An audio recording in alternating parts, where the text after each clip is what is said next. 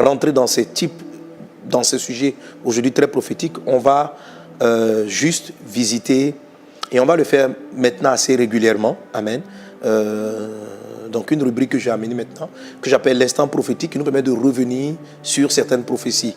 Donc on va suivre notre instant prophétique. Alors suis attentivement, parce que j'ai beaucoup de choses à te dire. Il faut suivre ça.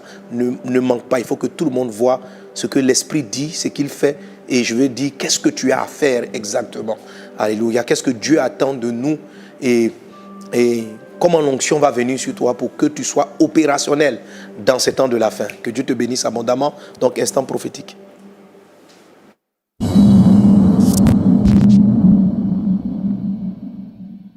J'ai vu le terrorisme. I saw terrorism up north Et dans le sud. and in the south.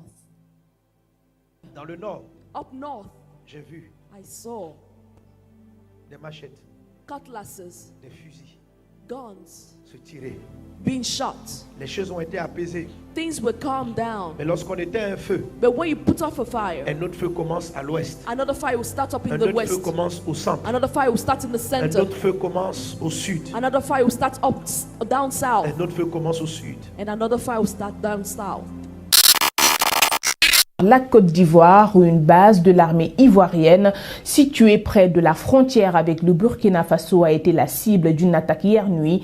Il n'y a pas encore de bilan officiel pour cette attaque, mais on parle déjà d'une dizaine, voire d'une douzaine de personnes tuées qui seraient essentiellement des membres des forces de défense et de sécurité ivoiriennes.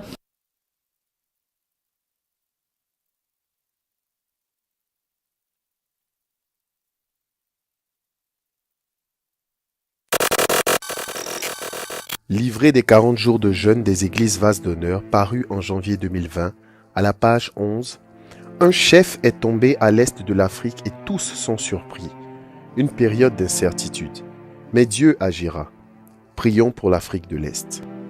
Nous venons donc de l'apprendre. Le gouvernement burundais annonce la mort de son président, Pierre Nkurunziza, sur Twitter. Il avait 55 ans. Il était au pouvoir depuis 2005 et il devait le quitter en août et le laisser à son successeur. Donc c'est là qu'il s'est montré donc la crise économique. Et j'ai vu dans mon esprit de grands mouvements violents au niveau des États-Unis, au niveau de la grande nation, de grands mouvements, des voitures brûlées, des flammes dans certaines villes, dans certains quartiers, comme la révolte de quelque chose, je ne sais pas par rapport à quoi.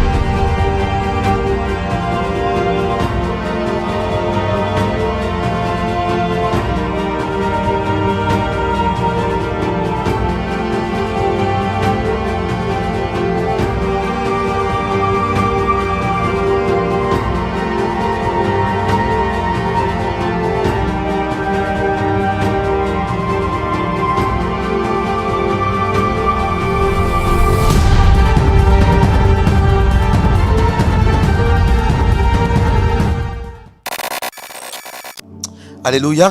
Alors le Seigneur me parle donc de soulèvement. Prenez garde au soulèvement dans les nations. Prenez garde, vous qui dirigez les pays, soyez prudents. Ne soyez pas orgueilleux. Prenez garde à tous les dirigeants des nations.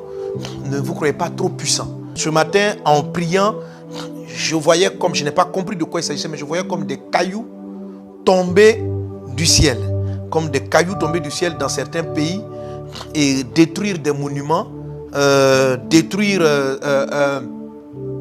certains sites. Je n'ai pas exactement eu le sens. Est-ce qu'il y a des grands monuments de la terre qui seront ravagés, qui seront détruits?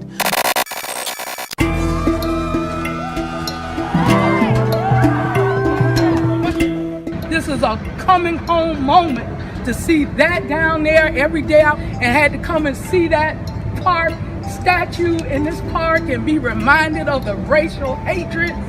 It is just, it's God.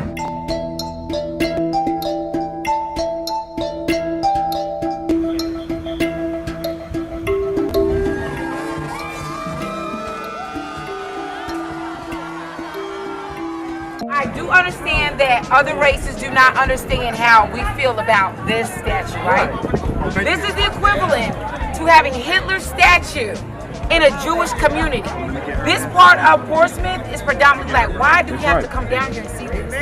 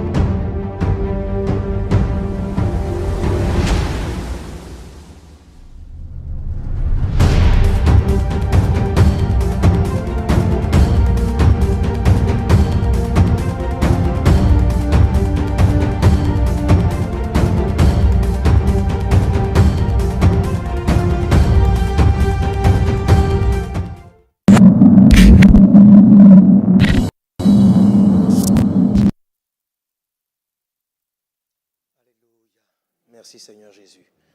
Amen, amen, amen, amen. Waouh, waouh.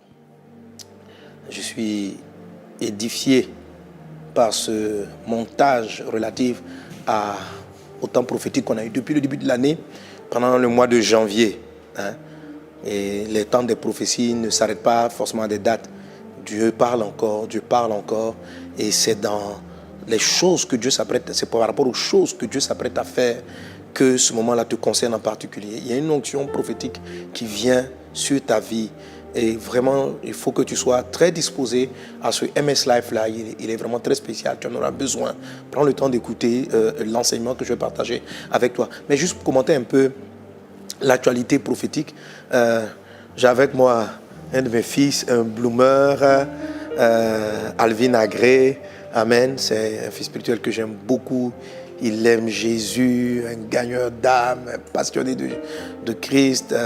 Je le connais depuis qu'il est tout petit et je l'ai vu donc progresser dans sa passion pour Jésus. Et je suis vraiment content de le recevoir. De temps en temps, on va recevoir comme ça des jeunes, des bloomers, des bloomeuses et puis d'autres personnes pour enseigner, pour partager les temps d'enseignement. Mais vous savez, quelquefois, avoir des questions, des personnes qui ramènent sur des portions de messages, ça permet de mieux les expliquer. Et le MS Live se veut d'être assez pratique en fait. Amen. Alors, Alvin, comment tu vas? Ça va bien, pasteur. Ça va bien? Ok. Déjà par rapport à l'instant prophétique, l'actualité prophétique qu'on a diffusée, tu as quelque chose à dire déjà? Oui, vraiment, lorsqu'on voit ça, lorsqu'on voit la manière dont Dieu parle et on voit vraiment toutes les prophéties qui sont en train de s'accomplir. Vraiment, je vois que le Seigneur nous appelle. Tu peux approcher un peu le micro, voilà, parler mieux. Voilà, je disais que lorsqu'on voit toutes ces prophéties se réaliser, on voit vraiment que le Seigneur nous parle et qu'il nous appelle à la prière. Amen, qui nous appelle à la prière. Les lives derniers, vous avez beaucoup incité à tous vos fils spirituels et au corps du Christ à vraiment prier par rapport aux prophéties qui ont été données le 31 et durant les MS Live.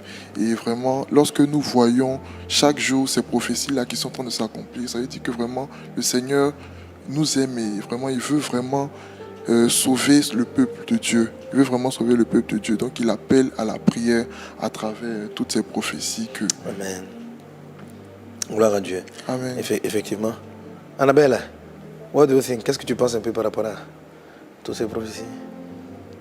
Je suis émerveillée devant la profondeur des choses.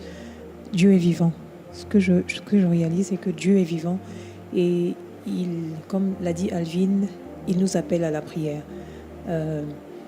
On est d'une certaine façon établi par Dieu sur les nations. C'est ce que je comprends, parce qu'il ouvre nos yeux sur ce qui se passe dans le monde entier. Et le Seigneur nous responsabilise par rapport à ce qui se passe dans le monde. Il nous partage son cœur, il nous partage ce qui est programme de l'ennemi, et il veut que nous nous tenions à la brèche. C'est ce que je retiens également. Alléluia. Gloire à Dieu. Alors, frères et sœurs, vous voyez un texte qu'on connaît souvent. Ézéchiel 22, verset 30, il dit « Je cherche parmi eux un homme qui élève un mur, qui se tienne à la brèche devant moi en faveur du pays, afin que je ne le détruise pas, mais je n'en trouve point.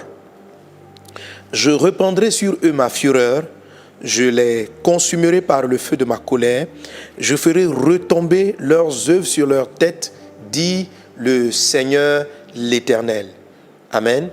Alors, on lit dans ce passage d'Ézéchiel que Dieu cherche un type de personne qui sache se tenir à la brèche, afin que certaines prophéties que Dieu a annoncées, qui annoncent la destruction, ne puissent pas s'accomplir.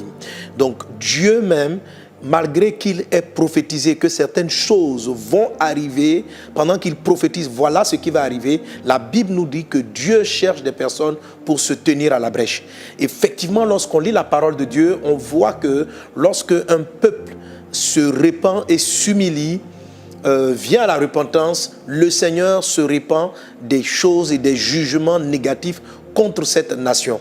Mais si ce type d'intercesseurs, que j'appelle donc les intercesseurs prophétiques, ne sont pas là, ne se dressent pas, certaines choses qu'on aurait pu éviter vont se produire. Alors, je fais ce live et le live prochain dans un esprit prophétique afin de réveiller l'esprit des intercesseurs prophètes, afin de réveiller l'esprit des prophètes. Vous savez, je l'ai dit la dernière fois, les prophéties ne viennent pas pour qualifier une personne, pour dire « Oh, voilà, Pasteur Sanogo, il a des prophéties précises. » On s'en fout de tout ça. Il ne s'agit pas de savoir si quelqu'un est un grand prophète ou number one. Tout ça, vous voyez, ce sont les œuvres de la chair. Ce sont les œuvres de la chair et ne tombons pas dans cette attitude-là de notoriété ou de célébrité ou de gloire totalement humaine. C'est ce qui s'est passé et qui a entraîné l'enseignement dont je vous ai parlé, la chute de l'armée des cieux.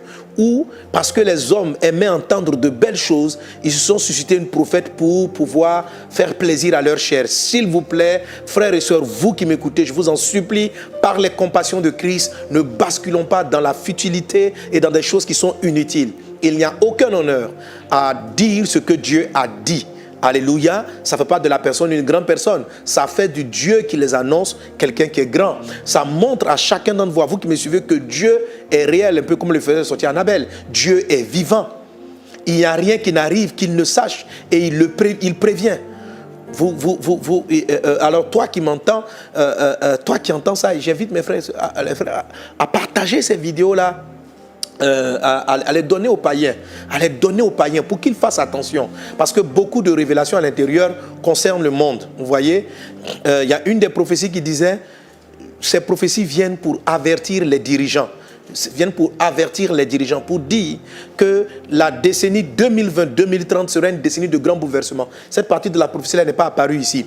Il y aura une grande décennie de bouleversement où les entités qui ont été soumises, c'est-à-dire les pauvres, les misérables, les problèmes raciaux vont être renversés de 2020 à 2030. Il y a une des prophéties où j'en parle. Il y a même eu un groupe là qui a fait une coupe et qui a donné cette portion-là à l'intérieur. Et pendant cette période, il y aura une période délicate. Et les prophéties, Dieu exhorte les dirigeants à être humbles, à faire attention. Et je ne sais pas s'il va l'entendre, mais je veux dire aux présidents américains, aux différents présidents des nations de faire très attention. Voilà. Comment dirais-je? Votre survie politique va se jouer dans votre réaction, dans votre attitude vis-à-vis de ce que Dieu a décidé dans le ciel. Il a dit que les opprimés allaient sortir de l'oppression. Ils allaient sortir de l'oppression et les entités. Vous voyez pourquoi les gens renversent les statues? Cette partie de la prophétie, mais je ne m'en souvenais même pas en fait. Je ne m'en souvenais même pas. Ce sont mes équipes en fouillant, en regardant les prophéties, ont vu qu'il y avait une partout. J'avais dit que l'Esprit avait dit, que les statues allaient être ébranlées. Mais les statues là, ce sont des autels. Voilà. Pas peut-être que les gens viennent se prosterner devant, mais ce sont des autels qui ramènent une mémoire, qui rappellent certaines choses. Et ces statues-là ont été conçues pour marquer certaines inégalités raciales et certaines dominations de certaines races sur d'autres. Ce ne sont pas des statues simplement historiques. Elles sont certes historiques, mais elles sont en train de marquer quelque chose. Il y a une dame qui a dit dans l'extrait vidéo, qui disait tantôt, mais imaginez que on part en France ou chez les Juifs et on met la statue de Hitler juste pour rappeler l'histoire. Mais maintenant, tout va dépendre de qu'est-ce que vous écrivez là-dessus. Voilà. Quand vous allez voir, et je profite en même temps pour le dire ici, si vous connaissez l'histoire d'un monsieur, par exemple, un Français appelé Gallieni. Dis avec moi Gallieni. Tu connais l'histoire de ce Gallieni là? Voilà, Gallieni, c'est lui qui a donné ce nom à notre camp. Gallieni ici à Abidjan au plateau où il y a l'état-major. Ce monsieur, il a fonctionné vraiment dans la différence raciale. Il était utilisé pour mater les révoltes raciales dans les pays. Il a fait en Afrique, il l'a fait en Asie, il a fait à Madagascar. Il a fait des choses très négatives et il a mis en avant la différence raciale. C'était un partisan pour dire qu'il y a un peuple qui est supérieur à un autre. Et ce monsieur-là est célébré, par exemple, dans toute la France. Il marque. Il y a une de ses principales statues dans le 7e arrondissement où il est arrêté sur quelqu'un qui représente un noir, quelqu'un qui représente un malgache, quelqu'un qui représente... Il est sur leur tête. Et c'est un témoignage. C'est pour dire, voilà, nous dominons. Voilà, donc c'est fait à dessein. Ce n'est pas fait dans le sens de dire, bon, il y a eu ici un monsieur qui a fait ça. Voilà, ça on peut le faire et puis après mettre une plaquette derrière pour expliquer que ce n'est pas bien. Bon, peu importe. Mais c'est fait à dessein, vous voyez. Donc quand par exemple, vous voyez, on dit, voilà votre camp. Vous allez l'appeler du camp. Vous allez donner le nom à votre camp militaire ici en Côte d'Ivoire. C'est le nom du colon qui vous a maté. Voilà, hein, un peu comme la dame l'a dit, là, tous les Juifs se réveillent un matin et disent voilà Hitler, il faut le célébrer. Quand Hitler qui a massacré les Juifs en plein Israël, vous voyez. Donc ce sont ces statues-là qui sont en train d'être renversées parce qu'elles marquent un système. Elle marque, et quand vous lisez le livre de Daniel, quand tu lis le livre de Daniel, il y a des monstres qui sont des entités qui représentent des dominations. Il dit par exemple, le bélier que tu as vu, ou le lion que tu as vu, ou l'animal que tu as vu, c'est le royaume de Perse, c'est le royaume de Javan, etc. Donc ce sont des dominations, ce sont des entités qui représentent des pays, des systèmes. Et quand vous voyez dans le livre de Daniel, il raconte qu'une de ces bêtes est venue renverser une autre, et une autre a renversé une autre. Nous sommes dans une période où il y a une grosse bête qui a maintenu les peuples opprimés pendant longtemps, qui est en train d'être dévoré dans le monde invisible par une autre entité. Qui est en train d'être libéré par une autre entité. Et cela va créer de grands bouleversements dans la décennie 2020-2030. Et la prophétie, il y a une prophétie qui disait, même dans la période de 2020. Alors, ces choses-là sont dites pour que nous puissions prier. C'est pourquoi je vous alerte, je vous ai vraiment convié à venir particulièrement à ce live pour recevoir des instructions prophétiques et agir comme il se faut et comme il se doit. Alléluia. Voilà, parmi les prophéties, ça on était sur le plan mondial, parmi les prophéties, on ne peut pas dire que Dieu ne nous a pas dit qu'il n'allait pas avoir d'attaque terroriste. Mais vous qui m'écoutez, combien se sont levés et avons commencé à prier contre ça? Pour dire, oh Dieu, préserve des vies. Dieu nous a prévenus. Il a dit qu'il y allait avoir des attaques terroristes dans le nord de la Côte d'Ivoire. Et regardez la prophétie comme elle dit. Il dit, quand on va fermer au nord, ça va venir à l'ouest. Le lendemain, L'autre attaque a eu lieu au nord-ouest. La deuxième attaque a eu lieu au nord-est. Et elle était avec des machettes et des petits outils. Pendant que celle de l'ouest était avec des calaches. Donc, en fait, c'est tout de suite, en réécoutant, je me suis rendu compte, ah, c'est vrai que Cavallo, c'était nord-est. Et puis après, l'autre attaque s'est passée carrément dans l'ouest. Il dit, quand tu vas éteindre ça, il va y avoir quelque chose là-bas. Et puis après, la parole dit, dans le sud. Vous voyez, guerriers de prière.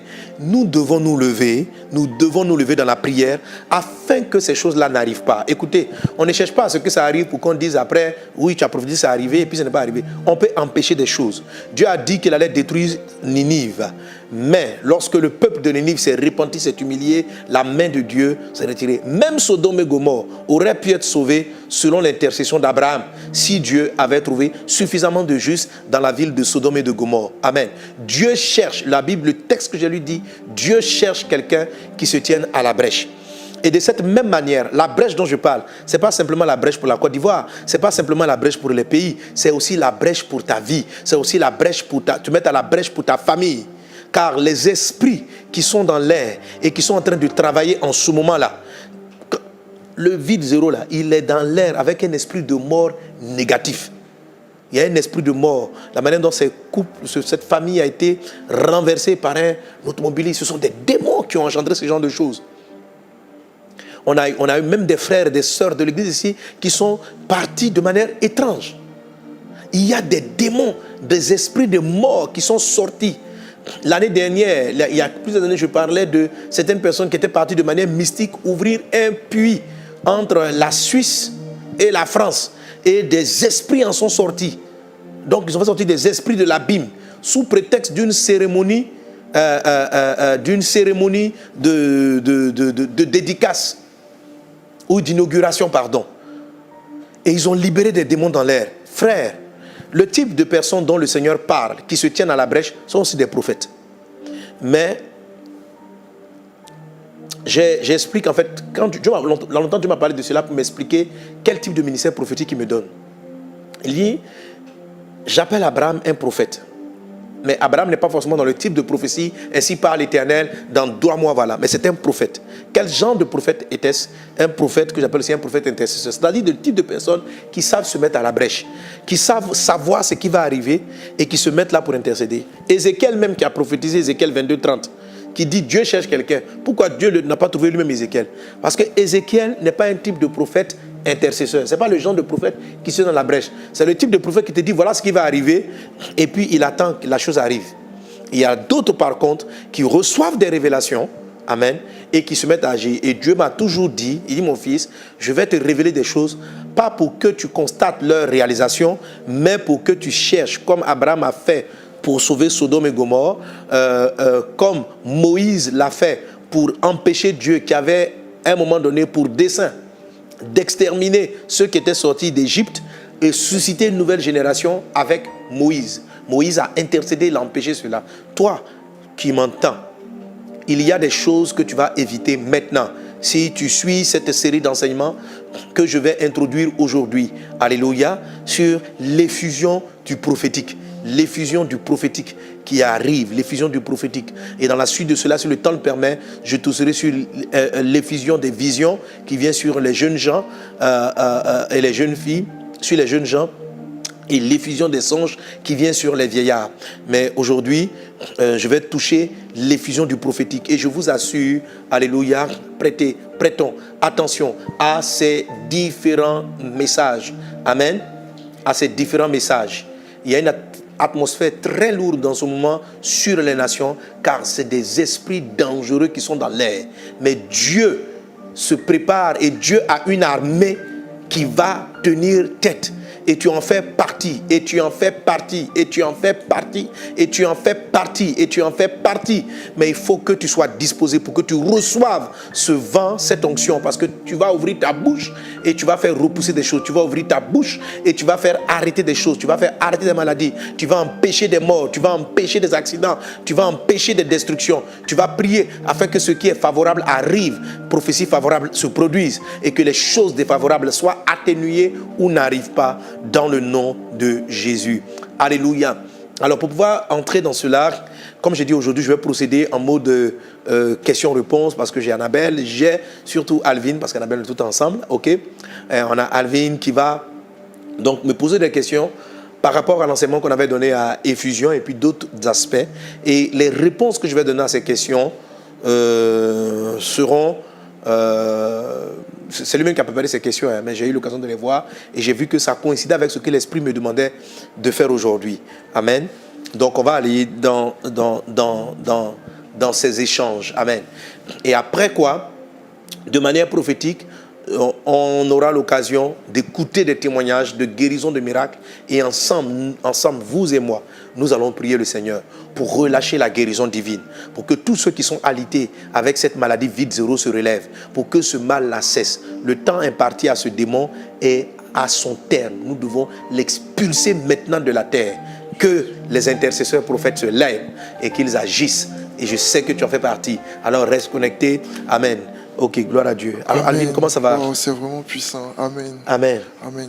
Donc, pasteur, durant votre message à Effusion, vous avez utilisé ce verset qui dit « Dans les derniers jours, Amen, Dieu dit, je répandrai mon esprit sur toute chair, vos fils et vos filles prophétiseront. » Amen. Et ensuite, vous avez dit que dans les derniers temps, l'une des armes que le Seigneur va utiliser pour vraiment faire disparaître les œuvres des ténèbres, ça sera l'arme de la prophétie. Oui. Donc ma question aujourd'hui, c'est comment la prophétie peut-elle arrêter les œuvres des ténèbres et quels sont les différents types de prophéties, laquelle est nécessaire pour la fin des temps? Ok, merci bien, Alvin. Comme je l'ai expliqué dans le message, la Bible dit que les temps de la fin vont être très difficiles. Ok? On le voit 2 Timothée chapitre 3 verset 1. Les temps seront difficiles en termes de calamités naturelles. Il va y avoir de plus en plus de tempêtes, des tremblements de terre et des maladies de ce genre comme celles que l'humanité est en train de traverser. Donc ce sont des temps difficiles. Mais la Bible dit, en Matthieu 24, verset 20-21, il dit, il y aura des moments de détresse. Et ces temps de détresse-là seront terribles. Que s'ils n'étaient abrégés, personne ne serait sauvé. Mais à cause des élus, ces temps-là vont être abrégés. Ok? C'est vrai que par rapport aux différents débats théologiques, certains disent que les élus dont il est question ici ne sont pas l'Église telle qu'elle est. Bon, ce n'est pas exactement ma conception, mais je veux te dire, c'est que au moins, nous aussi, tu reconnais, nous sommes des élus. Alléluia. Parce que nous avons cru en Seigneur Jésus-Christ. La Bible dit que nous avons été élus avant la fondation du monde, en Christ Jésus. Nous devons maintenant travailler à affermir notre élection. Donc, nous faisons partie des élus. Et ce texte fait ressortir que la détresse, les calamités peuvent être abrégées par des élus. Autrement dit, par toi et par moi. Alléluia. Si tu as donné ta vie au Seigneur Jésus, si tu as reçu Jésus-Christ dans ton cœur comme ton Seigneur et ton Sauveur, il faut être conscient que tu n'aurais pas pu le faire si tu n'avais pas été choisi par Dieu. Amen. Car nul ne peut venir au Seigneur si Dieu ne l'a appelé. Ne pense pas, toi qui me suis, que ceux qu'on appelle les élus, c'est un groupe de croyants éparpillés dans le monde et chacun doit savoir est-ce qu'il a été présélectionné comme élu, est-ce qu'il a été sélectionné, n'a pas été sélectionné. Non. Ça, c'est une mentalité qui va te rendre vulnérable aux accusations du diable. Parce qu'il va venir te faire, es-tu vraiment un élu? Es-tu vraiment un élu? Et tu ne pourras plus prier, tu vas te sentir toujours disqualifié. Ne tombe pas du tout dans ce piège. La Bible dit clairement que nous avons été élus en Christ. Nous avons été élus en Christ. Amen. Et que nul ne peut venir à Christ si Dieu ne l'a appelé. Donc, amen. Et ceux qu'il les a choisis d'avance, il les a prédestinés, on connaît ce passage, etc. Ok. Maintenant que nous sommes élus, la Bible nous dit que nous devons travailler à notre élection. Et c'est ce dont je parlerai quelque part. Comment? En tant qu'élu. Et une donc des armes de ces élus, une arme principale de ces élus, ce sera la prophétie, l'esprit de la prophétie. Amen. Ce sera l'esprit de la prophétie. Et effectivement, on voit des prophètes de la carrure de Élie. Lorsqu'il y avait la famine, ils ont pu prier et ramener la pluie. Pour que le monde comprenne, ils ont averti le roi que Dieu va faire arrêter la pluie comme jugement. Il y a eu donc une grande famine qui est venue, mais l'élu de Dieu, donc Élie, a pu faire abréger la calamité par son ministère et par le type d'onction qu'il transportait.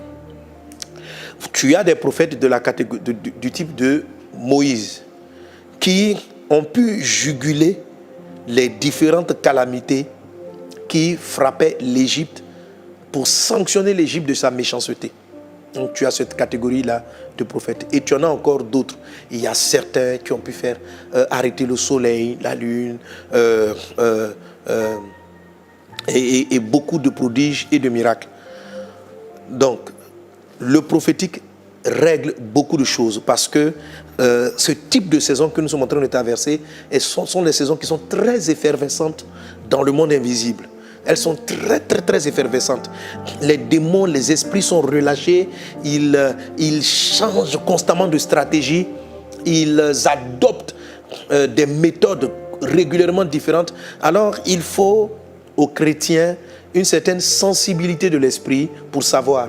Et vraiment, c'est le moment où la Bible dit « faites en tout temps par l'esprit toutes sortes de prières ». C'est-à-dire, l'esprit doit te conduire. Aujourd'hui, Dieu te dit, par rapport à cette attaque-là, chante des louanges. Et puis tu chantes des louanges. Le lendemain, il te dit, rentre en combat spirituel. Et tu es capable de t'adapter comme ça. Donc, cette sensibilité-là d'adaptabilité, d'adaptation au mouvement du Saint-Esprit pour savoir comment orienter sa prophétie fait partie de ce type d'onction qui sera indispensable dans les temps de la fin et les moments que nous sommes en train de traverser. Il faut qu'il y ait une armée et pendant que je parle, l'onction est en train de venir sur toi pour que tu sois équipé prophétiquement pour faire partie de cette armée. Il y a déjà des hommes et des femmes qui sont dans le mouvement. Amen. Mais il en faut plus. Il en faut plus. Plus il y en aura, mieux ce sera. Alléluia. Plus il y en aura, plus nous serons efficaces, plus nous allons renvoyer les démons dans les abîmes, plus nous allons prendre la victoire. Amen. Amen. On est puissamment bénis. Ensuite, pasteur, vous avez dit, dans les derniers temps, le Seigneur va nous donner une onction type, la même onction qui était sur le prophète Moïse, et même plus élevée parce qu'elle nous vient directement de Christ. Oui. Amen. Donc, nous voulons savoir, pour que nous prophétisions. Donc, ma question c'est, pourquoi aujourd'hui il est difficile pour la plupart des chrétiens d'atteindre la dimension d'intimité, de puissance des héros de l'Ancien Testament, et alors que nous sommes censés avoir une dimension plus élevée en Christ. Ok, merci. Effectivement, c'est souvent ce que les personnes se disent. Mais un jour, je priais, l'Esprit m'a dit, c'est pas vrai. En fait, lorsqu'on lit, c'est pas vrai. Aujourd'hui, des hommes comme Moïse, il y en a beaucoup. Vous voyez, c'est peut-être leur témoignage, leur histoire n'est pas écrite dans la Bible. Mais moi, en parcourant beaucoup de livres des héros de la foi, j'ai vu des témoignages très ressemblants, des témoignages puissants de la manifestation de Dieu. Amen. Alors, pourquoi c'est plus grand aujourd'hui que hier? Parce que du temps de Moïse, on n'avait que Moïse seul.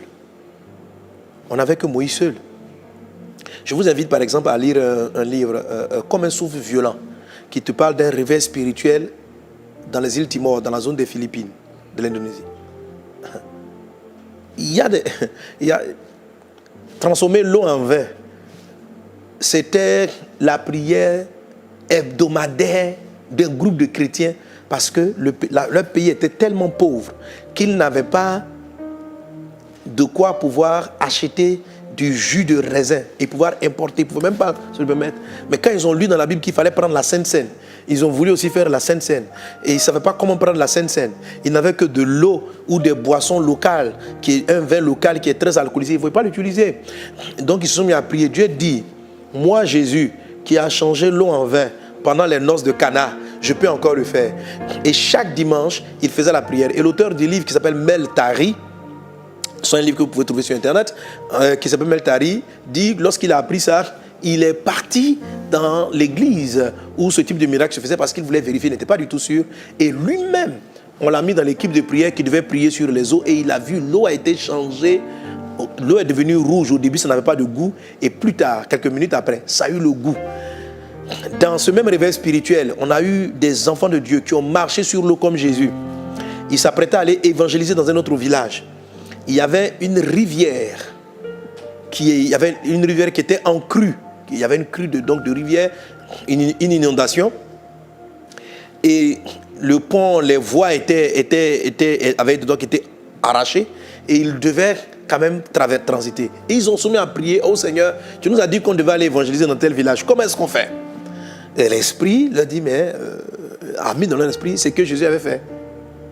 Et bien eux tous ont eu peur, ils ont dit, mon frère, cette affaire-là, c'est parce que si tu rentres dans ce fleuve, dans cette rivière, elle va t'emporter. Alors il y a un qui a osé, qui s'est approché et il dit, il va aller doucement. Donc il a mis les tout premiers pieds, juste un pied dans la partie la moins profonde. L'eau marchait, il a avancé un deuxième pas, un troisième pas. Donc, comme il sentait le fond de la rivière qui était proche, il s'est dit qu'il n'est pas encore arrivé dans la partie la plus violente. Et puis il se mettait, donc il faisait des petits pas. À un moment donné, ceux qui étaient de l'autre côté se rendent compte qu'il est au milieu de la rivière. Or pour lui, il est toujours au bord.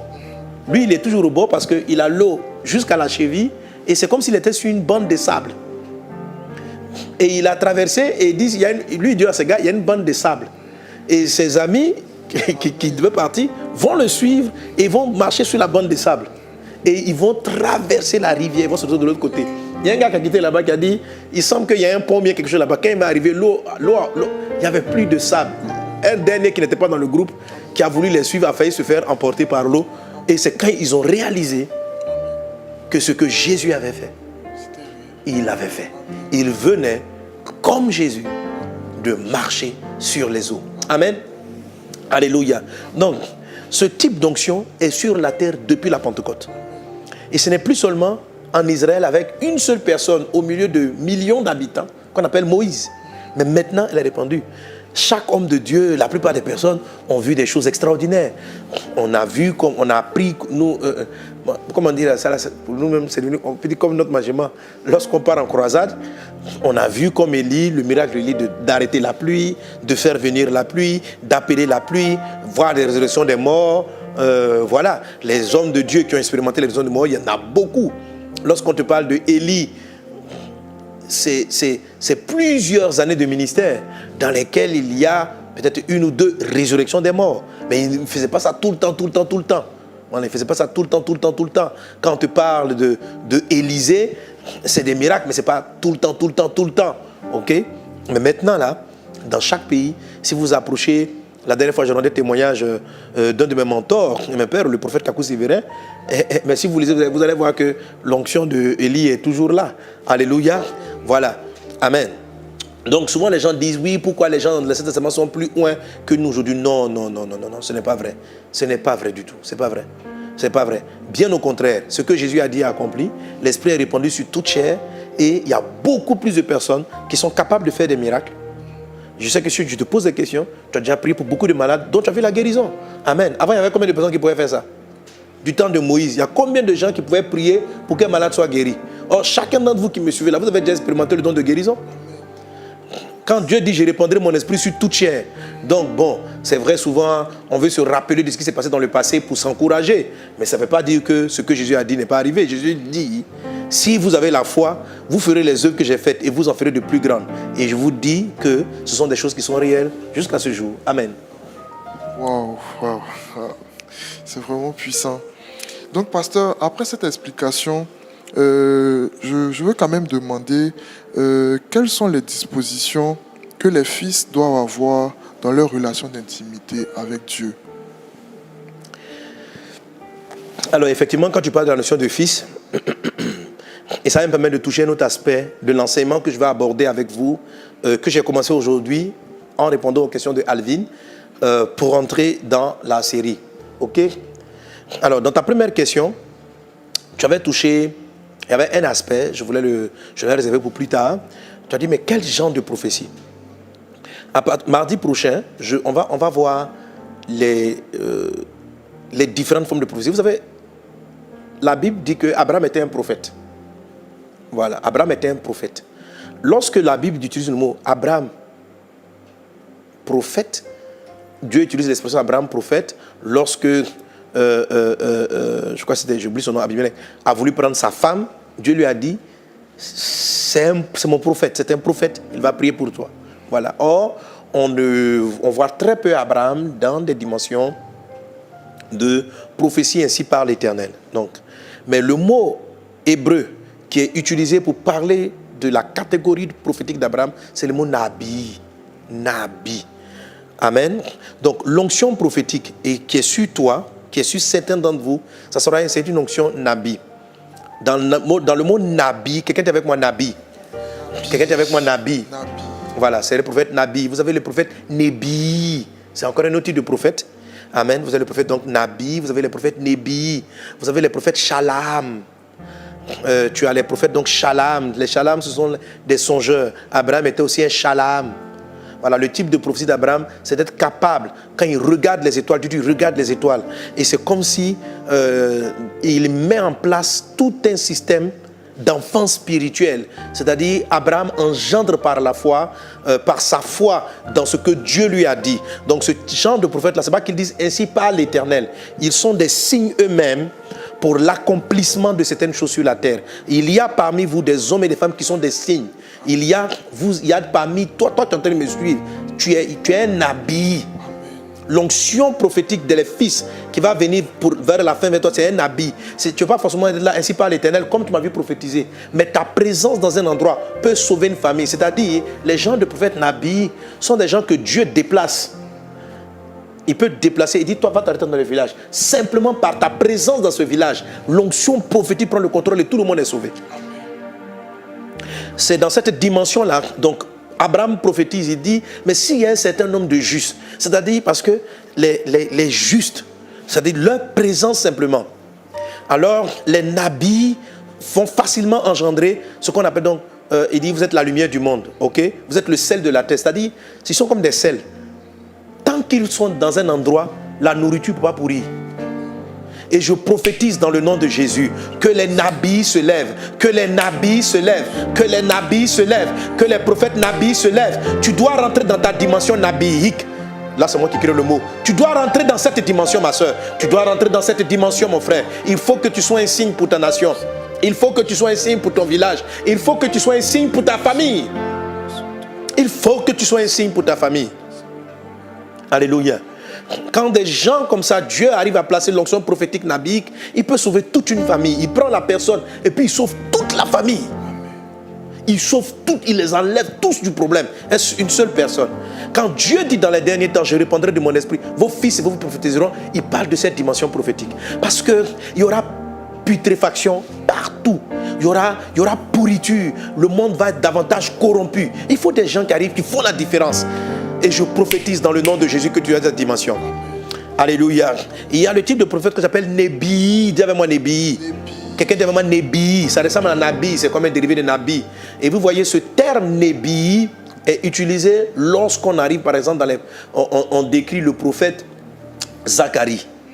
Lorsqu'on décrit les prophètes, ce sont ceux-là qui étaient en train d'encourager le peuple, qui disent par exemple au peuple, venez rebâtir le temple de Jérusalem, venez rebâtir. Donc, il motivait à la construction de la maison de Dieu. Et il dit, par exemple, apportez à la maison du trésor vos dîmes et vos offrandes. Donc, dans cette catégorie-là, tu as les Malachie. Apportez les dîmes et les offrandes. Et vous verrez si je ne parle pour vous les écluses des cieux. Donc, c'est un type de prophète très motivateur. C'est un type de prophète très encourageant. C'est un type de prophète qui te dit, mets Dieu à l'épreuve et puis tu vas voir s'il ne va pas agir. Et quand il déclare, lorsque tu poses l'acte qu'ils ont déclaré, c'est un peu comme si leur parole, si tu obéis, ça t'ouvre une certaine porte dans ta vie. Alléluia. Donc, ils motivent, ils encouragent. Et vous avez des hommes de Dieu comme ça. Moi, c'est un de mes pères spirituels qui sont... Quand je parle d'un homme de Dieu comme le pasteur Mathieu Hachimolo, j'estime que c'était un prophète nébique. Voilà, c'est le gars, il est là, il dit, tu fais une offrande en 24 heures, tu vas vivre quelque chose. Et vous pouvez dire théologiquement, vous allez discuter avec ce qu'il a dit. Théologiquement, il te dit en 24 heures, ta vie va changer. Vous pouvez discuter. Tu peux discuter. Parce que ça n'obéit à aucune logique. Mais c'est ce qu'il a dit. Quand le pasteur Mathieu arrive et puis il parle comme ça. Dans les 24 heures, en fait, il faut juste s'asseoir pour prendre les témoignages. Pour prendre les témoignages. Je connais des personnes dont je dirai le nom. Le temps viendra où on rendre témoignage. Je connais une personne, elle était en prison. Par hasard, elle a suivi une portion de ce message et elle a obéi. Elle avait besoin, dans la prison, 10 millions de francs CFA l'ont trouvé.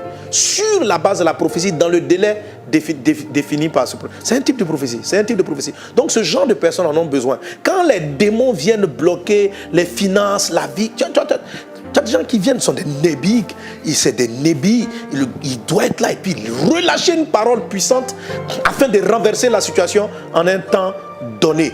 Que cela soit ton partage. Je prophétise que les fils qui ont l'onction nébique se lèvent dans les nations, dans le nom de Jésus-Christ. Qu'il en soit ainsi, que cela soit ton partage au nom de Jésus. Que cela soit ton partage au nom de Jésus. Donnez-moi amen. Alléluia. Amen. Et tu as des gens de prophètes, les shalom. Les shalom, le mot shalom, ça veut dire songeur. Ça veut dire songeur, ce sont des songeurs. Donc ça va beaucoup toucher. Dans les derniers temps, vos vieillards vont avoir des songes. Ok? Alors, ce sont des prophètes. Alors là, c'est la catégorie de prophètes dans laquelle évolue Joseph. C'est le type de prophétie de Joseph, dans les types de prophètes de Daniel. Voilà. Ce sont des gens qui vous avez aussi Jean, l'apôtre Jean d'Apocalypse. Voilà, ce sont des gens qui ont des grandes visions des temps de la fin. Voilà, Dieu, ils ont des visions ouvertes, les shalom, ils ont des visions ouvertes. Voilà. Maintenant, quelquefois, tous ces types de prophéties peuvent être combinés. C'est pas que soit tu es Nébi, soit tu es Nabi, soit tu es shalom. Non, tu peux combiner l'ensemble. Amen. Il y a encore deux autres types de prophètes, mais je vais te garder ça pour mardi prochain. Alléluia. Mais le but de Dieu, en fait, en partageant avec vous ce message, je l'avais déjà enseigné au rendez-vous des champions, en parlant de la prophétie. Donc, ce n'est pas quelque chose de nouveau. Amen. Je l'avais déjà enseigné et je vais revenir là-dessus parce que l'Esprit me dit pendant que je vais parler, Dieu va oindre les gens. Pendant que je vais parler, Dieu va oindre les gens. Les nébis vont se lever, les shalom vont se lever, les nabis vont se lever. Ok? Voilà, les nabis vont se lever. Ces gens-là vont se lever. Dieu me demande de prier. Dieu me demande de prier parce que le monde en a besoin. Le monde en a besoin. Nous sommes à une période très délicate. Il faut qu'il y ait une catégorie d'élus. Il faut que tu te lèves. Il faut que tu te lèves. Il faut que tu te lèves. Amen. Il faut que tu te lèves. Tu vois, le type de démon qui est venu attaquer la famille de ta soeur, le type de maladie, les démons qui... Je sais pas, le nombre d'enfants aujourd'hui qui ont des maladies trisomiques, qui sont attardés. On commence à arriver, quand on voit un pays comme le Canada, on commence pratiquement à arriver, vous avez un cas par famille. Un cas par famille. C'est vrai, certains vont dire c'est lié à des vaccins, c'est quoi les vaccins? Mais même derrière, si c'est lié au vaccin, qui est ce sataniste, ce sorcier qui a fait mettre ces molécules ou ce poison qui vient détruire la vie des enfants? Il y a donc des entités très négatives qui sont même humaines. Parlant de l'esprit de la prophétie, l'esprit me montrait à un moment donné, il dit, mon fils, il existe des géants sur la terre. Les géants de Genèse 6, où il est dit, la raison pour laquelle le déluge est venu détruire toute la terre et que Dieu a sauvé Noé. La Bible dit qu'il y avait des géants, les Néphilim,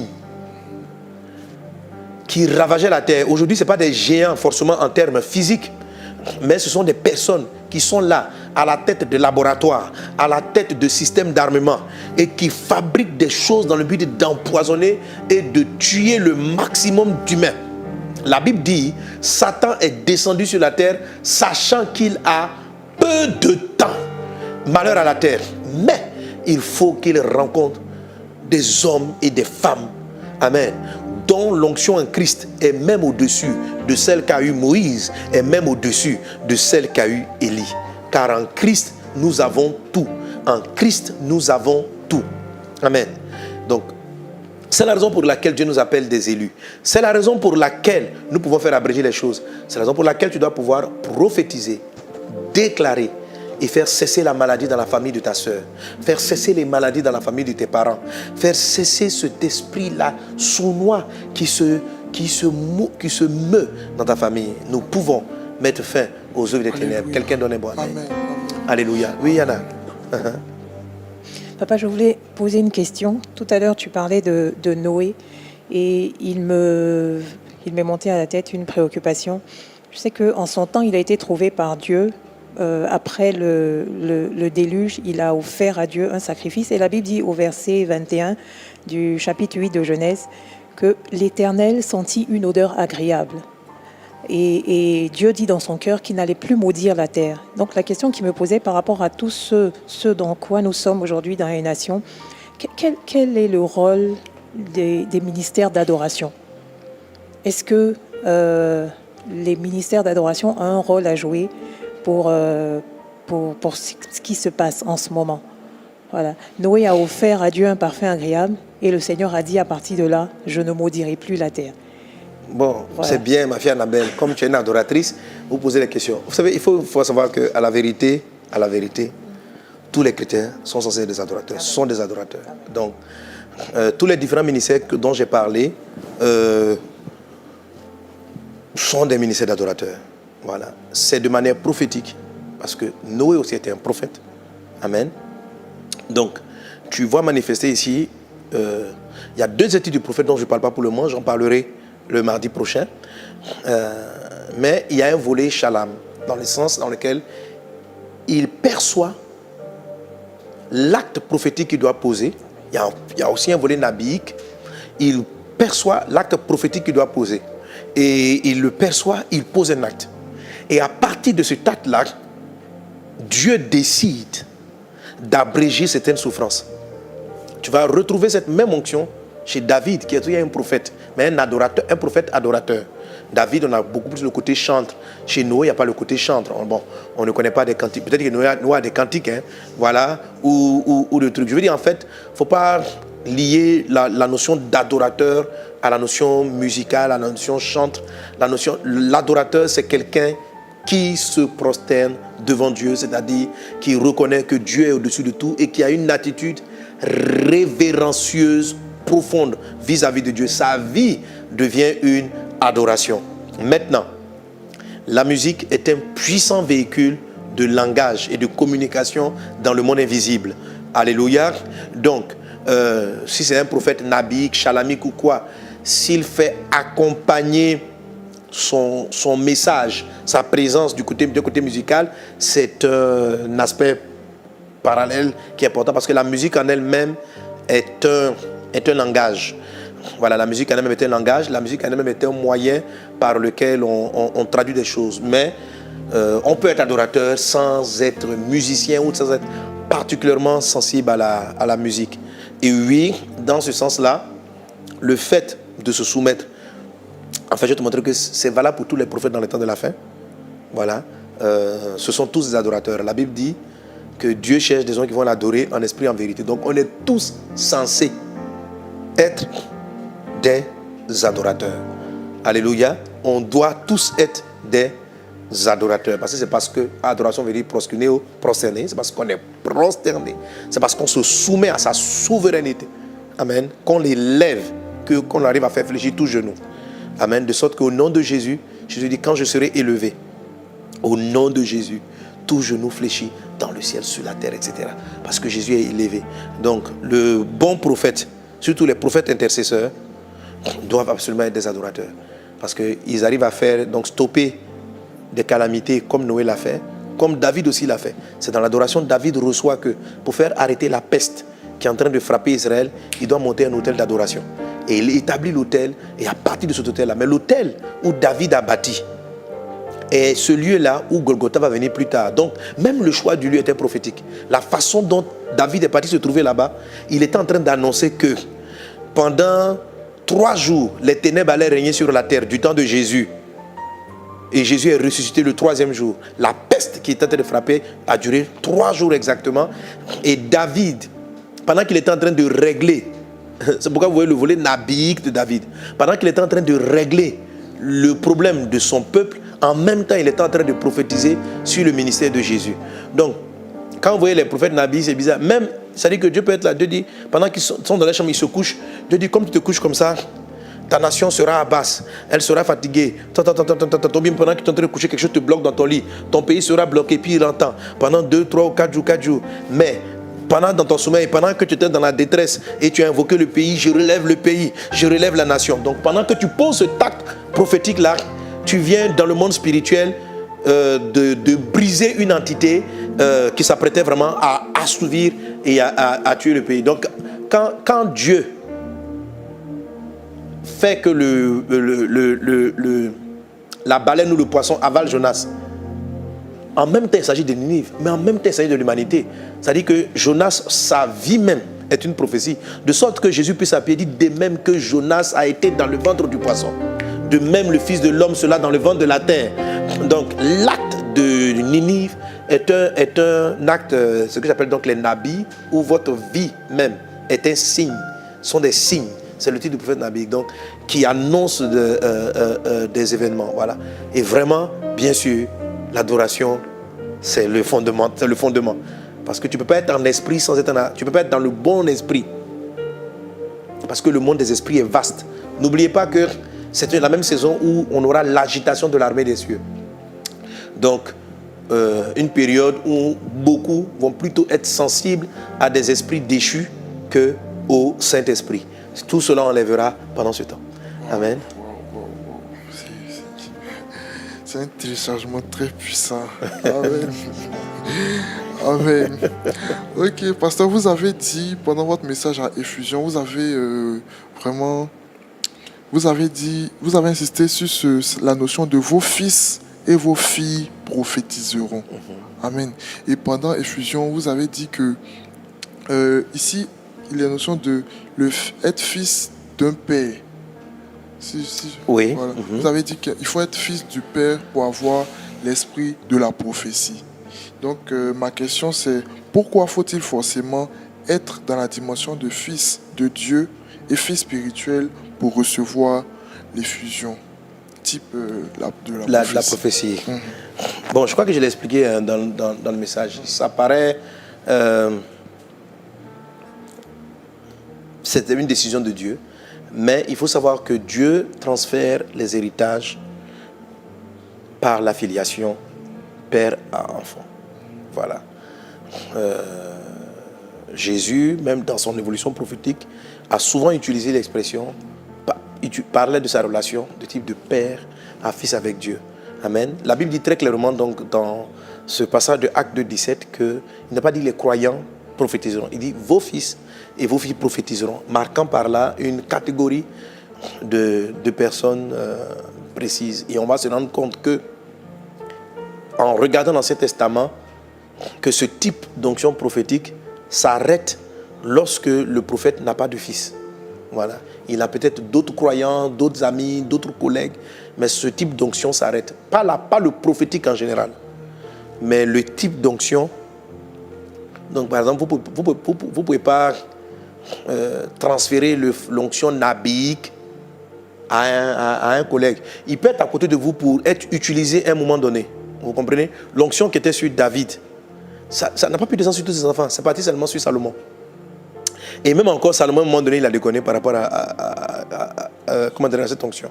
Elle est partie sur Salomon. Après Salomon, il y a très peu de gens qui ont pu écrire comme David et comme Salomon. Il y a très peu de gens qui ont pu prophétiser comme David et comme Salomon. Il y a très peu de gens. Et Salomon le dit très clairement dans le livre de Proverbes. Il dit, j'étais un fils pour mon père. En fait, pour montrer que si je finalise la mission de David, c'est parce que j'étais un fils pour lui. Et parce que j'étais un fils pour lui. Voilà. Souvent, on a des grands hommes de Dieu qui apparaissent. Beaucoup de gens se prétendent être fils. Ils disent, on est les fils d'eux, mais en fait, ils auraient dû l'être, mais ils n'ont pas pu parce que il faut transporter la valeur, le cœur de la personne. Et il faut vraiment désirer. Il y a des choses que j'ai partagées là. Il faut vraiment désirer. Il faut vraiment. Voilà, il y a des attitudes sur lesquelles on reviendra. Mais la parole de Dieu nous montre que il y a l'esprit général pour tout le monde. Mais lorsque quelqu'un transporte une onction particulière, une onction spécifique, elle ne peut être transférée qu'à ses fils. Ce n'est même pas lui qui choisit. Hein. C'est-à-dire que même si lui vient, il impose les mains à des gens en disant reçois l'onction que sur ma vie, ça ne va pas se faire. Hein. Parce que ce n'est pas, aucune personne n'est propriétaire de l'onction. C'est le Saint-Esprit, c'est Dieu qui est le propriétaire de la chose. Donc Dieu connaît le cœur des personnes. Voilà. Élie avait un serviteur qui était avec lui, qui travaillait avec lui, qui était quelqu'un de très obéissant. Élie lui a dit, bon, attends-moi à Bathsheba, il est parti. Quand Dieu se révèle à Élie, il dit, Dieu ne dit pas, retourne prendre ton fils qui te suit là. Il dit, j'ai choisi Élisée comme prophète à ta place. C'est-à-dire, il y avait d'autres prophètes. On se rappelait que quand Élie dit à Dieu, je suis resté le seul prophète, Dieu dit non, il y en a à peu près 7000. Donc il y avait beaucoup de prophètes. Mais fils spirituel transportant la même grâce et la même onction que Élie, il n'y a eu que Élisée. Élie avait d'autres enfants spirituels, tous les fils des prophètes qu'on voit qui parlent à Élisée, qui lui dit mais pourquoi tu suis, sont quelque part des fils spirituels de Élie, mais ils n'ont pas eu l'attitude qu'il fallait pour pouvoir transporter. Donc je vous en prie, j'aurai l'occasion vraiment de toucher ça par la suite. Amen.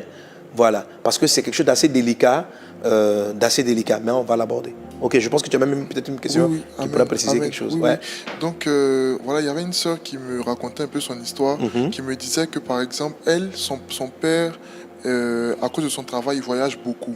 Donc, par exemple, s'ils s'en vont à Yamoussoukro, ils doivent être dans une église à Yamoussoukro. S'ils s'en vont dans un autre pays, ils doivent être dans l'église là-bas. Mais elle se demandait, est-ce que le fait d'être dans une église fait automatiquement du pasteur de cette église-là le père spirituel? Ok, c'est une très bonne question. La Bible dit, ne déplace pas la borne que tes pères. Donc, dans la notion de tes pères, il y a un pluriel. Voilà, il y a plusieurs types de pères et dans les types de pères, on a plusieurs types de pères spirituels. Donc, on a à peu près 8 types de pères. Dans les 8 types de pères, vous avez Dieu le Père, qui est le Père spirituel, qui est notre Père biologique, qui est le Père en tout. C'est le Père total. Ça, c'est Dieu le Père. Donc, après lui, maintenant, tout ce qui est paternité est une délégation. Amen. Que Dieu le Père octroie à certaines personnes. En l'occurrence, le parent biologique qui est un père, qu'on doit honorer, etc. Amen. Mais il n'est pas, par exemple, mon père biologique n'est pas forcément celui de qui je prendrai l'onction prophétique. On est toujours un père dans un domaine donné. Vous voyez, mon papa biologique est mon père biologique. C'est-à-dire, quand tu vois mon corps, ma manière d'être, mon sang, tout ça, je le dois à ce papa-là. Ok? Voilà. Quand j'ai donné ma vie à Jésus, quelqu'un m'a prêché l'évangile. La semence de Dieu est passée par cet homme pour me toucher et pour m'amener au Seigneur. Donc Dieu lui a mis un message qui m'a touché. Cet homme-là devient, dans la catégorie père spirituel, un père spirituel pour moi, dans le sens que c'est un père de conversion. Donc il y a certains pères spirituels qui sont vos pères, qui sont des pères de conversion. Et ça, c'est une très bonne chose aussi. Amen. Ok. Mais pour l'onction prophétique des fils et des filles, ce n'est pas le père de conversion qui fait ça. Ce n'est pas le père de conversion. Hein? Il y a encore d'autres types. Je dis, il y a 8 types de pères. Hein. Vous avez ton beau-père, c'est un père pour toi. On a ce qu'on appelle, parmi les pères spirituels, donc on a le père de conversion. Dans le groupe des pères spirituels, on a les pères de conversion. Dans le groupe des pères spirituels, on a les pères de mouvement. On a les pères de mouvement, c'est-à-dire des hommes par lesquels Dieu passe pour envoyer un type de mouvement sur la terre. Amen. Donc, quand la Bible dit par exemple, Abraham, le père de la foi, Abraham, le père de la foi, ça veut dire que Abraham est le père du mouvement de la foi. Donc Abraham, pour ce qui est de la foi, Abraham devient pour nous une référence. Dieu l'a pris comme père pour tous ceux qui veulent marcher par la foi. Alléluia.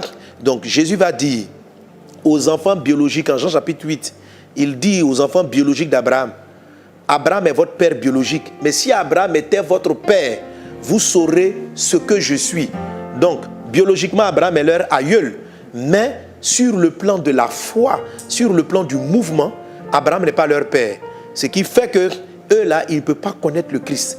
S'ils avaient la foi d'Abraham, Abraham était leur père, et il va leur dire, pour ce qui est du mouvement, votre père c'est Satan. Mais pour ce qui est de la biologie, votre père c'est Abraham. Mais pour ce qui est du spirituel, votre père c'est Satan. Donc, il faut faire très attention. Alléluia. Vous pouvez rater votre père de mouvement. Et puis avoir pour père de mouvement Satan tout en étant chrétien. Voilà, tout en étant chrétien. Et ça, c'est les gens de serviteurs de Dieu, des chrétiens, qui combattent le mouvement du Saint-Esprit. Qui combattent, ils sont dans l'église, ils croient en Jésus, mais ils combattent. Vous savez, comme les pharisiens, là, voilà, ils combattent le mouvement du Saint-Esprit parce qu'ils ratent le père du mouvement. Mais en termes de Dieu le Père qui a fait le ciel et la terre, ils y croient. Ok? Est-ce qu'on est ensemble? Ça va? Donc, dans les pères de mouvement, tout à l'heure, je rendais témoignage du prophète Kakou Sévérin. Kakou Sévérin, en Côte d'Ivoire, est un père d'un mouvement. Il a envoyé le mouvement de l'onction tel qu'on le connaît. Okay? Dieu est passé par lui en Côte d'Ivoire pour amener ce mouvement. Amen. Où on prie, l'onction vient, on tombe sous l'onction, et puis le mouvement de parole de connaissance. Donc, il arrive avec ça. Je t'assure, mon fils, toutes les personnes qui ont combattu Kakou n'ont jamais pu évoluer dans la même dimension. Même ses fils spirituels qu'il amène au Seigneur, dès l'instant où les gens commencent à dire, mais pourquoi quand ils prient, les gens, on tombe par derrière et non par devant. Quand tu rentres dans ces débats-là, cette onction-là t'est retirée. Tu peux pas... Donc, le père de mouvement est un père avec lequel on peut transiter l'onction. Il dit, vos fils et vos filles, là, ça vient des pères de mouvement aussi. Alléluia. Si je remarque, par exemple, le mouvement d'un homme de Dieu, je peux dire béni in, ou bien, et que je le prends comme un père d'un mouvement qui me touche, sa façon d'enseigner, je trouve que lui, là, il amène une nouvelle manière de faire. Il amène et que je trouve ça, et que je deviens un fils pour ce père de mouvement, je vais pouvoir transporter son onction. Alléluia. Je vais pouvoir transporter son onction. Des hommes comme les Kenneth Hagin, c'était des pères de mouvement. C'était un père de mouvement de guérison et d'une foi particulière. Et quand tu vas parler avec Bishop Dag, il va te dire qu'il est fils de Kenneth Hagin. Il est un fils. Il a connu, c'est vrai, brièvement, quand le monsieur était assez vieux, mais c'est un fils. Le père de mouvement, tu n'as pas besoin de le connaître. Tu as juste besoin de savoir comment Dieu opère avec lui et tu te reconnais dans cette opération. Ce sont des pères de mouvement. Donc, comme on dit, pères de la foi, ce sont des pères de mouvement. Amen. Et puis, tu as ton mentor. C'est aussi un père. Donc, le pasteur d'église aussi est un père spirituel. Mais il est le pasteur, il est le père de l'église où il est le pasteur. Amen. Voilà, il est le père de l'église où il est le pasteur. Donc, si tu vas dans son église, en ce sens-là, parce que tu es membre de cette église, c'est aussi ton père. Amen. Voilà. Mais celui qui n'est pas dans son église, alors ça veut dire quoi? Que le jour où notre soeur se retrouve à Yamoussoukro et qu'elle va dans une église Yamoussoukro, le père de cette église, et qu'elle dit, je suis membre de l'église. Donc, ce pasteur-là sur l'église transporte une certaine grâce, une certaine faveur. Si elle s'assoit là-bas et qu'elle écoute réellement les messages, Dieu qui a permis à ce qu'elle se retrouve là-bas pendant un moment donné, elle va recevoir des substances spirituelles de la part de ce pasteur d'église. Mais dans l'instant où elle franchit la frontière de l'église et géographiquement elle part, par mémoire, il a été un père pour elle. Alléluia, il a été un père. Elle va toujours le respecter, toujours l'honorer. Mais elle peut pas, maintenant elle se trouve dans une autre église, vouloir que la manière dont il dirigeait là-bas, la nouvelle église où elle se retrouve, qu'on amène les mêmes choses là-bas. Ok? Voilà. C'est un père localisé, localisable. C'est un père d'église. Ça, c'est le pasteur de l'église. C'est un père d'église. Maintenant, il se peut que ton pasteur d'église soit en même temps ton mentor. Donc, le mentor, c'est un peu comme un père de mouvement, mais c'est plus un modèle, c'est plus un exemple dans la façon dont Dieu veut opérer dans notre vie. Alors, lorsque tu connectes, donc les mentors sont aussi des pères les types de mentors qui transportent le manteau prophétique des fils. Donc, vous avez les pères de mouvement, vous avez les mentors qui transportent l'onction, mais pas forcément le pasteur local. Parce que le pasteur local peut ne pas opérer dans cette dimension modèle pour vous. Amen. Bon, mes pasteurs locaux, ce sont des pasteurs d'Assemblée de Dieu, ce sont mes pères. Je rends grâce à Dieu. Je suis issu du mouvement des Assemblées de Dieu. Donc, l'église d'Assemblée de Dieu est pour moi mon père de mouvement. Donc, ma manière de fonctionner, ma façon d'analyser la parole de Dieu, je le dois à cette maison. Alléluia. Ma manière de raisonner, je viens des Assemblées de Dieu. Alléluia. C'est le mouvement dans lequel Dieu m'a fait naître.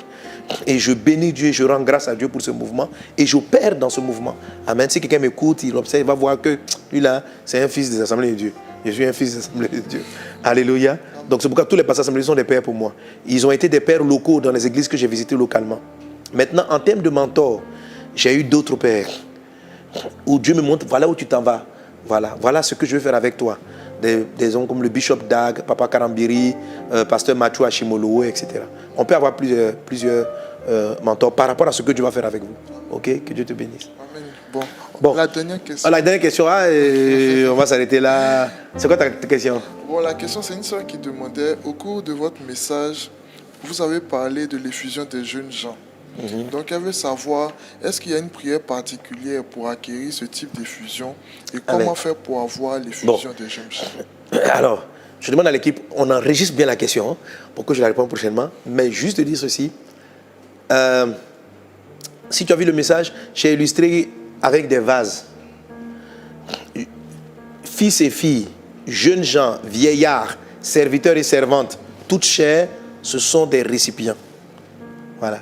C'est la mentalité qui te permet de recevoir ce type d'effusion. Un peu comme si on dit, il y a des verres à vin, il y a des verres de champagne. Donc quand tu vois la forme du verre, c'est pas que ça ne peut pas recevoir l'autre boisson, mais c'est plus adapté à ce type de boisson. Donc la mentalité des fils et des filles est adaptée à l'effusion prophétique. La mentalité de jeunes gens est adaptée. Donc ce n'est pas quelle forme de prière, c'est plutôt quelle forme de mentalité je dois adopter pour recevoir l'effusion des jeunes gens, pour recevoir l'effusion des fils et des filles. C'est plutôt la mentalité et non pas la prière. Sinon, en termes de prière, c'est pareil. Cet esprit, remplis-moi, j'ai besoin de toi, remplis-moi cet esprit, etc. Par contre, les fils et les filles, le fils va servir son père. Amen. Le jeune gens, l'effusion des jeunes gens, ce n'est pas, c'est pas lié aux fils et filles, c'est plus lié, je le dirai une prochaine fois, à la manière dont on cherche le Saint-Esprit, à la mentalité et voilà, là, il ne s'agit même pas d'être fils et filles. Tu n'as pas besoin d'être fils et filles pour avoir l'effusion des jeunes gens. Voilà. Et il y a beaucoup de jeunes gens qui font avec cette onction, sans avoir trouvé encore leur mentor. Le jour où Dieu te révèle ton mentor, Dieu te le montre, il te montre ton père mentor, c'est que c'est au travers de cet homme ou de cette femme-là que tu vas recevoir ton onction prophétique des fils et des filles. Ok? Mais avant ça, le Saint-Esprit peut venir sur toi fonctionner en mode jeune gens. D'où ton esprit d'inventivité, de créativité, ton imagination, tes inventions. Ce n'est pas par ton intelligence que tu fais tout ça. Hein. La manière dont tu dessines, là, c'est le Saint-Esprit qui fait ça. Mais c'est l'onction des jeunes gens. Amen. Ta capacité à jouer des instruments, tout ça, c'est une effusion, c'est une onction. Mais ça fait partie de l'effusion des jeunes gens. Tu joues les instruments là d'une dimension, tu vois. Voilà, ça, c'est pas fils et filles, ça, c'est jeunes gens. Alléluia. Que cette grâce surabonde dans ta vie au nom de Jésus de Nazareth. Amen. Tu es béni dans le nom de Jésus-Christ. Alléluia. Amen. Alors ça va, c'est bon pour toi? C'est bon. Ok, gloire à Jésus. J'espère que vous avez aussi été bénis par ce partage.